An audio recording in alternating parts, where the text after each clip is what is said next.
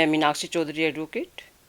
मैं 99 से इस पेशे में हूँ और मैं Punjab and Haryana high court में प्रैक्टिस करती हूँ।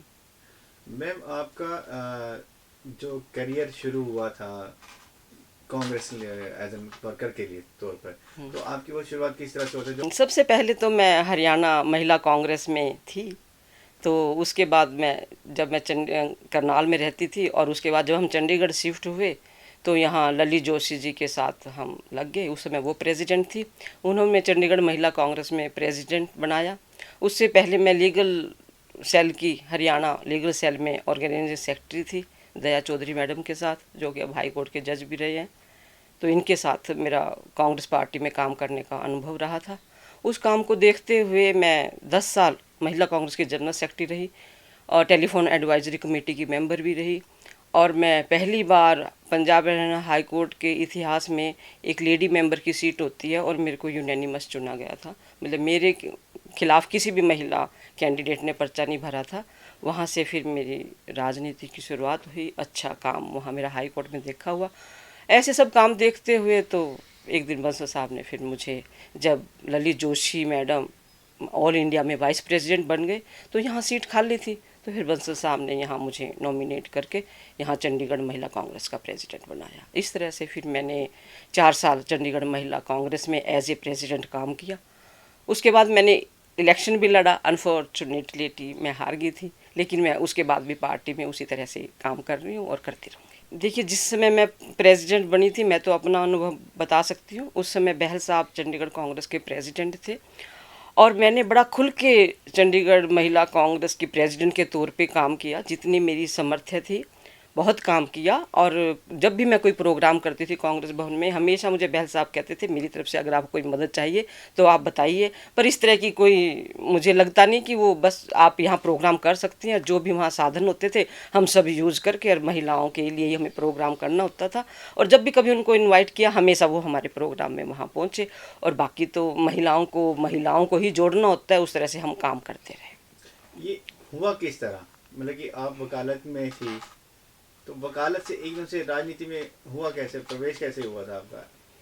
कि ऐसे जैसे मैं महिला कांग्रेस की जनरल सेक्रेटरी थी, साथ साथ में चंडीगढ़ में प्रोग्राम में भी उपस्थित होती रहती थी। बंसल साहब ने जब इलेक्शन लड़े एमपी के तब भी वो काम देखते थे। हमने अपने यहाँ एडवोकेट सोसाइटी में भी मीटिंग कराई, तब उन्होंने मतलब वो आए और हम चाहते थे कि हमारा कैंडिडेट जीते।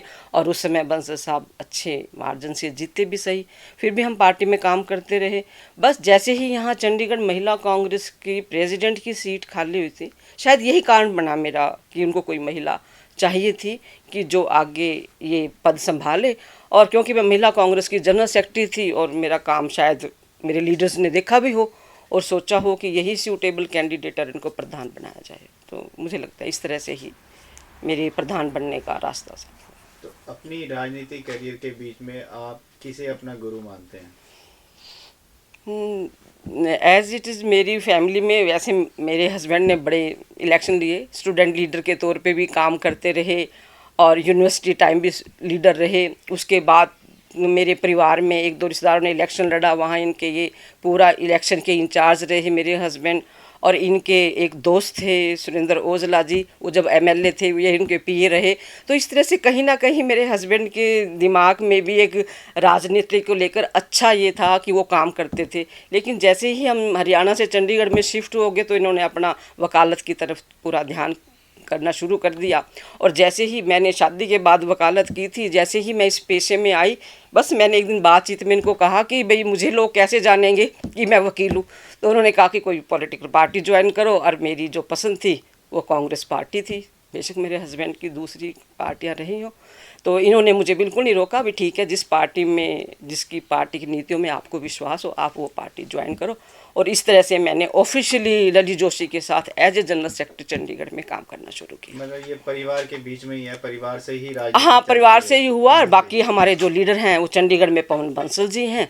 जिस तरह से भी छोटी सी मतलब एक ही है यहाँ पे मेंबर पार्लियामेंट, तो उसके जो एमपी है पवन बंसल जी हैं, तो बस उन्हीं के लिए काम करना होता है। इस तरह से राजनीतिक जो काम करना होता है और कैसे करना होता है वो हम उनसे सीखते हैं। बाकी अपने सीनियर लीडर से भी सीखते हैं, कुछ आपको अनुभव सिखा देता है। राजनीति में रहते हुए अब जैसे महिलाओं को आगे आने दे रहे हैं, जैसे हमारे गुरबख्श रावत जी हैं, वो भी काफ़ी सक्रिय बहुत रहती बहुत हैं। हाँ बहुत अच्छा तो किया। ऐसी महिलाओं के लिए आप कोई मैसेज देना चाहेंगे जो कांग्रेस में लगी रहीं और अच्छी कामयाबी पे रहीं? देखिए क्या होता है राजनीतिक पार्टियों में लोग ना सिर्फ इलेक्शन मेरे को टिकट मिल जाए, मैं कहती हूँ इस भावना से बाहर निकलना चाहिए।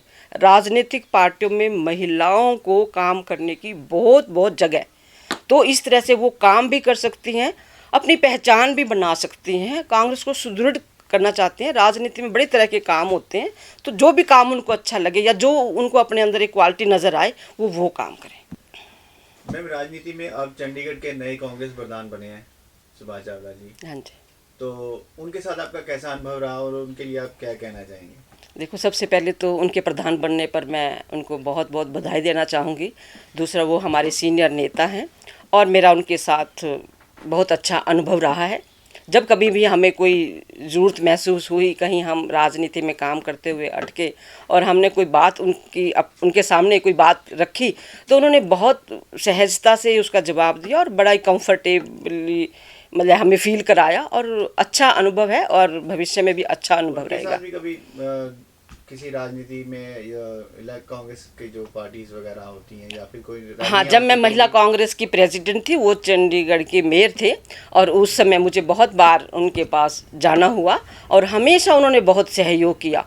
और न केवल प्रेसिडेंट, उससे पहले भी मुझे जब ये मेयर थे पहली बार और मैं महिला कांग्रेस जनरल सेक्रेटरी थी, मुझे कोई बहुत ज़रूरी किसी को कोई ज़रूरत पड़ गई और जब ये मेयर रूम में बैठे थे मैं इनके पास गई, बाकायदा इन्होंने उस आदमी का काम कर दिया, मेरी अनुपस्थिति में भी उसका काम किया।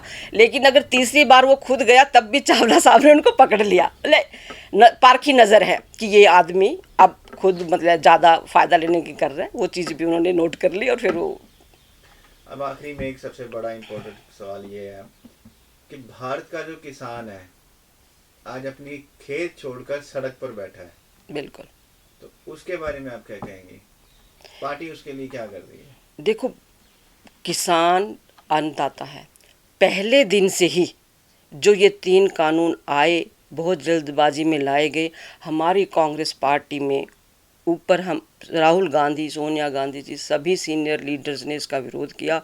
लोकल तौर पे भी बहुत एजिटेशन किए गए और इसका विरोध किया गया और हम कांग्रेस जो किसान भाई हैं हम उनके समर्थन में हैं और निश्चित तौर पे ये तीनों कानून वापस लिए जाने चाहिए। Thank you for watching NT24 News, the National Tele 24 News.